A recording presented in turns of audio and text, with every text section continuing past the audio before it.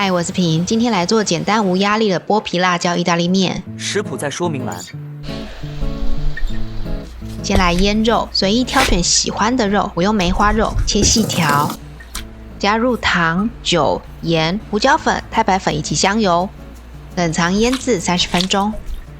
取出主角剥皮辣椒，由青辣椒油炸剥皮，再用酱油、糖、盐等腌制而成，是台湾特产。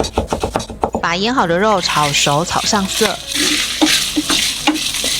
同时间来煮意大利面，滚水加1小匙盐，按照包装上的时间煮熟。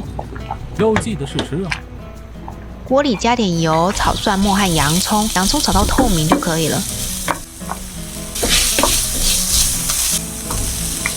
也可以放热狗，本来还会加入奶油白酱，我改成轻松一点的做法。首先熄火，加入面粉2大匙，先拌一拌，牛奶150克和高汤适量，确定面粉融入高汤里面，再开中小火，一直搅拌到汤汁变浓稠。这是从 Masa 老师那里学到的方法，非常好用。加入鲜味粉或盐巴与动物性鲜奶油拌一拌。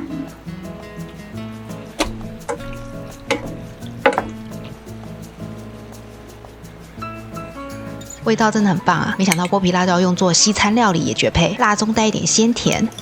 我另外还做一次白酱版本，用的是自制乳酪奶油白酱，口感会更浓郁一点。以上给喜欢做菜的朋友们参考。今天影片到这里，看完请帮我点个赞，喜欢的话请点订阅，下次再来玩哦，拜拜。